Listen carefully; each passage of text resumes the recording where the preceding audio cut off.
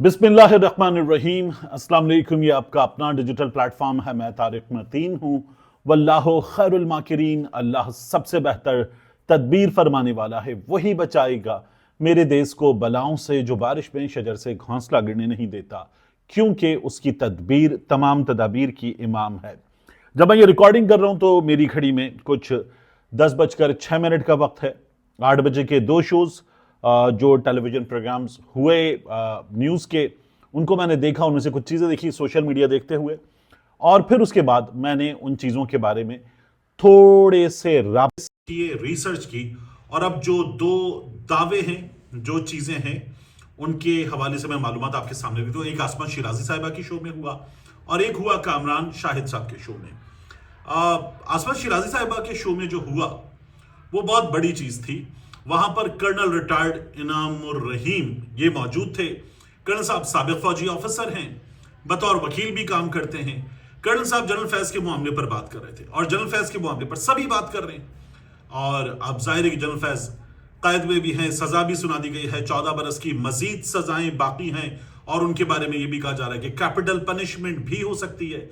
और जो ये बातें कर रहे हैं वो ऐसी बातें कर सकते हैं वो वाले सहाफी जिनके पास ये वाली हिम्मत है कि वो ये बातें कर सके, वो सहाफी हैं, और वो बड़े शौक से ये बातें कर रहे हैं, बड़ी खुशी के साथ ये बातें कर रहे हैं। सजा इस तरह की कि किसी को कैपिटल पनिशमेंट हो जाए, ये इतनी आसानी से दावा कर देना आसान नहीं है, लेकिन वो सहाफी जो हैं ये दावे कर सकते हैं, ऐसे सहाफी हैं। बहरहाल कर्नल इनामुर रहीम जनरल फैज के मामलात पर बात कर रहे थे कि ड्यू प्रोसेस ऑफ लॉ था, हर चीज थी, सब साबित शुदा है। और ये जो बातें की जा रही हैं, मियां अली अशफाक साहब का हवाला देकर भी बात हुई, जिन्होंने बीबीसी से भी बात की, आसमा शिराजी साहिबा से भी बात की, कुछ दीगर सहाफियों से भी बात हुई, हम दोस्तों से भी बात हुई। वो जो कह रहे हैं कि 8,000 सवालात, और शायद 8 के भी 80 के भी जवाब नहीं आए, 10% जवाब भी नहीं आए, यानी वो ये बात कर रहे हैं। तो ये कहने लगे नहीं बिल्कुल ठीक है। और जो मियां अली अशफाक साहब ने कहा कि उनको एब्सेंस में सजा सुनाई गई, उन्होंने कहा नहीं जी वो मिलिट्री कोर्ट का प्रोसेस अलग होता है वगैरह, ये तमाम बातें हो रही थी। और वो ये बता रहे थे कि वो जो अंसार अब्बासी साहब की खबर थी ना कि उनके पास क्या मौजूद था। मैं जज साहब वाली 2 कीमती गाड़ियों पर आ रहा हूं, तो उन्होंने कहा जी ऐसे डॉक्यूमेंट मौजूद थे उनके लैपटॉप में, उनके पोजेशन में, जो जनरल फैज के पास नहीं हो सकते थे बाहैसियत रिटायर्ड ऑफिसर। और वैसे भी जब आप एक ओहदा छोड़ते हैं, नया ओहदेदार आता है, तब भी आप लिख कर एक डिक्लेरेशन इस ओहदे पर देकर जाते हैं कि मेरे पास कोई भी क्लासिफाइड डॉक्यूमेंट, कोई भी सीक्रेट डॉक्यूमेंट नहीं है, मैं सब देकर जा रहा हूं। तो वो डॉक्यूमेंट भी देकर गए थे, लिख कर देकर गए थे कि मेरे पास कुछ नहीं है। और फिर उनके कब्जे से चीजें निकली, उनके लैपटॉप से निकली, और ये भी बताया उन्होंने कि जनरल फैज के पास से मजीद क्या निकला। जनरल फैज हर चीज को लिख रहे थे अपने हाथ से, कि यूट्यूबर्स को ट्वीट लिख कर दिए, सोशल मीडिया पे सहाफियों को ट्वीट्स लिख कर दिए, क्या ट्वीट करें, कैसे बयानियां बनाएं, क्या करें। पीटीआई के लोगों से मुलाकातें, पीटीआई के लोगों से राब्ते, 9 मई से पहले, 9 मई के बाद, 9 मई हो जाने के बाद पीटीआई वाले छुपने के लिए जनरल फैज के फार्म हाउस पर छुपे हुए थे। ये बातें, दीगर चीजें वो ये बता रहे थे, और ये बता रहे थे कि क्या क्या हो रहा था, टॉप सिटी के मालिक ने क्या किया वगैरह। इस दौरान उन्होंने नाम लिया, कर्नल इनामुर रहीम ने, साकिब निसार का। वो ये कहने लगे टॉप सिटी के मालिक के घर पे जो छापा पड़ा, कमर मुइज साहब के घर पे, तो उस छापे में लूटा कितना गया, गाड़ियां उठा ली गई, घर के लोग उठा लिए गए, सब कुछ हुआ, और वो सारी चीजें ऑन रिकॉर्ड मौजूद हैं। आमिर मतीन साहब ने खबर ब्रेक की थी, और आमिर मतीन साहब के पड़ोसी भी हैं, तो उन्होंने सारी चीजें बताई थी। उसी वक्त ब्रेक कर दी थी आमिर मतीन साहब ने जब ये वाकया हुआ था। तो ये तमाम चीजें हो रही थी। अब वो ये कहते हैं कि 2 कीमती तरीन गाड़ियां, कर्नल इनामुर रहीम कहते हैं 2 कीमती तरीन गाड़ियां एक जज को दे दी गई जनरल फैज की जानिब से, और उनमें से एक गाड़ी इस्तेमाल में थी जज साहब के, एक गाड़ी इस्तेमाल में थी जज साहब के बेटे के। ये उन्होंने कहा, और कहा साकिब निसार वो जज थे, साबिक चीफ जस्टिस पाकिस्तान साकिब निसार का नाम लेके कहा कि साकिब निसार साहब वो जज थे, उनके पास थी ये 2 गाड़ियां। जो सहाफी हैं फखर दुरानी साहब, फखर साहब ने राब्ता किया साकिब निसार साहब से कि मेरे पास ये खबर आई है, आप क्या कहते हैं। तो साकिब निसार साहब ने कहा यार जाओ, मेरी छुट्टियां खराब मत करो, मैं यूके में हूं, I am enjoying my vacation वगैरह। اور چھوڑو. تو کہنے لگے سر آپ تردید تو کر دیں, اتنا بڑا الزام کہ آپ کے پاس 2 مہنگی ترین قیمتی ترین گاڑیاں, تو آپ تردید تو کر دیں. تو انہوں نے کہا کہ یار چھوڑو. تو انہوں نے تردید بھی نہیں کی. کرنل انعام الرحیم صاحب نے یہ بات کی. میرا ثاقب نثار صاحب سے خبر کے سلسلے میں اکثر و بیشتر رابطہ ہو جاتا ہے. میں نے ثاقب نثار صاحب سے رابطہ کرنے کی کوشش کی, رابطہ نہیں ہوا. تو میرا ایک فیملی سورس سے رابطہ ہوا, اور اس سورس نے کیا بتایا, انہوں نے کہا کہ ثاقب نثار صاحب نے ریٹائرمنٹ کے بعد اپنے پیسوں سے 2 قیمتی گاڑیاں خود خریدی. 2 قیمتی گاڑیاں. ایک گاڑی انہوں نے خریدی فارچونر, اور ایک گاڑی انہوں نے خریدی آڈی. 2 گاڑیاں خریدی. ایک سرکاری گاڑی ان کے پاس تھی جو ان کو ملی, یعنی اس کا ایک طریقہ ہوتا ہے سرکاری گاڑی حاصل کرنے کا کہ اس کی کچھ قیمت وغیرہ ہوتی ہے, کچھ چیزیں ہوتی ہیں, اس کے بعد وہ ملتی ہے. تو وہ کہتے ہیں کہ فیملی سورس کہ 2 گاڑیاں یہ خریدی گئی ثاقب نثار صاحب کی جانب سے, آڈی اور فارچونر. اور یہ جو دعویٰ ہے ثاقب نثار صاحب تک یہ پہلے بھی پہنچا تھا. فیملی سورس کا کہنا ہے کہ پہلے بھی پہنچا تھا. ثاقب نثار صاحب نے کہا کہ کیا بکواس بات کی جا رہی ہے, کیا بکواس بات کی جا رہی ہے, میرا اس معاملے سے کوئی تعلق نہیں, یہ سراسر جھوٹ ہے. فیملی سورس نے کہا یہ تو ہمیں بھی پتا ہے کہ وہ یہ بتا چکے ہیں, یہ سراسر جھوٹ ہے. تو جو باتیں ہم نے سنی اس پورے معاملے میں, اور بہت بڑی بڑی, کہ ثاقب نثار صاحب تو اس معاملے میں چپ ہو گئے.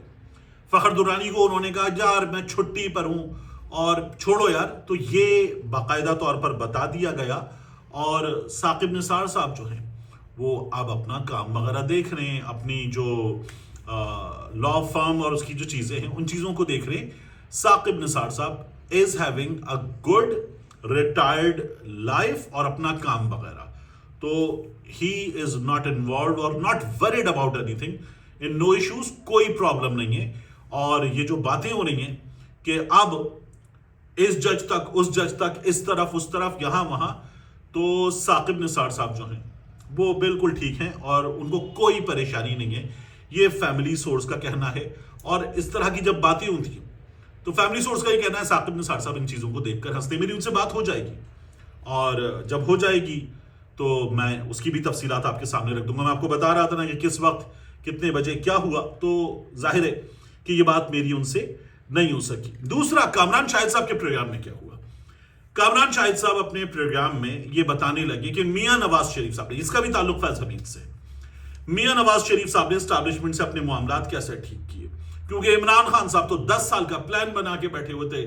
10 سال عمران خان صاحب کی پرائم منسٹرشپ, 10 سال جنرل فیض حمید کے ساتھ, یعنی جنرل فیض حمید 2 بار آرمی چیف وغیرہ, اس طرح کی چیزیں. تو عمران خان صاحب کے 10 سال یہ طے کر کے بیٹھے ہوئے تھے. کامران شاہد صاحب کہتے ہیں کہ میاں نواز شریف صاحب نے, اور وہ کہتے ہیں میں بہت سی چیزوں کو جانتا ہوں, میری ان سے لندن میں ملاقاتیں بھی ہوئیں, اسٹیبلشمنٹ سے اپنے معاملات ٹھیک کر لیے.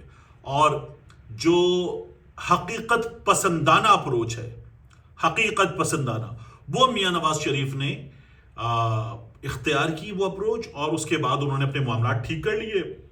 اور اسٹیبلشمنٹ نے بھی یہ ریئلائز کیا کہ ٹھیک ہے, اب وہ بھی تنگ آ گئی تھی عمران خان صاحب سے, تو اسٹیبلشمنٹ نے کہا ٹھیک, اور میاں صاحب سے حالات ٹھیک ہو گئے.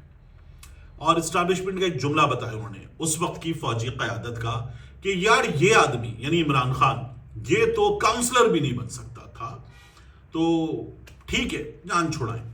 اب میرا یہ سوال ہے, کامران شاہد صاحب جس فوجی سورس کو بھی, جس اسٹیبلشمنٹ سورس کو بھی کوٹ کر کے یہ بات کر رہے ہیں کہ عمران خان تو کاؤنسلر بھی نہیں بن سکتا تھا, میں آپ کو بتاؤں کہ اہم ترین لوگوں سے, اسٹیبلشمنٹ کے اہم ترین لوگوں سے گزشتہ کچھ عرصے میں رابطے ہوئے ہیں, تو ان کا یہ صاف لفظوں میں کہنا ہے کہ ہم نے عمران خان کی جماعت کی مدد اس لیے کی کہ میاں نواز شریف کی جماعت جو ہے وہ الیکشن ڈے مینجمنٹ بڑا اچھا جانتی ہے اور یہ دھاندلی بھی کر لیتے ہیں. تو پری الیکشن مدد کی گئی کہ جو تھا نا جنوبی پنجاب کے لوگ اور کچھ لوگ عمران خان کی جماعت کی طرف موو کر دیے, جیسے ایم کیو ایم والے موو کر دیے گئے. الیکشن ڈے پر عمران خان کی کوئی ریگنگ کر کے مدد نہیں کی گئی. اب کامران شاہد صاحب سے میرا سوال یہ ہے, جو یہ کہہ رہے ہیں کہ عمران خان تو کاؤنسلر بھی نہیں بن سکتا تھا, تو عمران خان نے اقتدار سے نکالے جانے کے بعد وہ جو پنجاب کی نشستیں جیتیں اسٹیبلشمنٹ سے شدید اختلاف کے باوجود, کیسے جیتیں, کیا ہوا؟ جو واپس پنجاب میں اقتدار میں آئے، نجم سیٹھی صاحب ہوں، غریدہ فاروقی صاحب جو کہتے تھے نا ہم تجزیہ کر رہے ہیں، ہم دیکھ رہے ہیں، ہمیں معلوم ہو رہا ہے، وہ جو باتیں کری تھی ٹیلی ویژن پروگرام میں بیٹھ کے، تو انہوں نے بھی کتنی سیٹیں بتائی تھی عمران خان کی جماعت کی پنجاب کے اس مارکے میں. تو عمران خان نے تنہا سب جیت لیا تھا، 17 سیٹیں جیتی تھیں 20 میں سے. اور یہ جو پورے ملک میں عمران خان نے ریکارڈ قائم کیا تھا، جو 16 اکتوبر کا الیکشن تھا 2022 میں، کیا ہوا تھا اس میں؟ یعنی عمران خان نے وہ الیکشن کتنا بھرپور انداز میں جیتا، کیا ہم سب کو نہیں پتا؟ تو یہ باتیں نا جو لوگ کر رہے ہیں کہ جی یہ تو کاؤنسلر بھی نہیں بن سکتا تھا، وہ سوچیں ذرا، صحافی ہیں، پرائم ٹائم کا شو ہے، اپنا ایک اچھا بڑا نام ہے، ٹاپ 3 ٹاپ 5 شوز میں اکثر آپ کا شو آ جاتا ہے، اور آپ باتیں کر رہے ہیں کہ جی اسٹیبلشمنٹ نے یہ کہا کہ عمران خان کاؤنسلر بھی نہیں بن سکتا تھا. ایسے تمام لوگ، یہ کامران شاہد صاحب ہوئے، کامران خان صاحب ہوئے، اور اس کے علاوہ ایک خاتون اینکر ہے، میں ان کا نام نہیں لے سکتا اس لیے کہ ان کی فیملی میں میرا بڑا اچھا تعلق ہے، تو وہ ہوئے. میں ان تمام کی باتیں کروں، یہ عمران خان کی حکومت میں نا ایسا لیڈر آیا نہیں، آ نہیں سکتا. پاکستانی سیاستدانوں میں یہ بالکل مختلف آدمی ہے. وہ اس طرح کی قسمیں کھاتے تھے، وہ دعوے جو عمران خان نہیں کرتا تھا نا، یہ صحافی اس طرح کے دعوے کرتے تھے.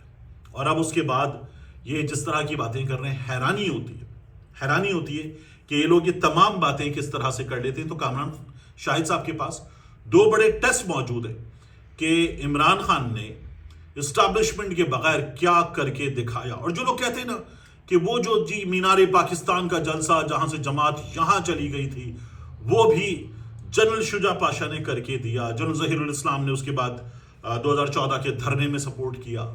بندہ پوچھے اسٹیبلشمنٹ یہ 1.25 لاکھ بندہ لا کے دے گی؟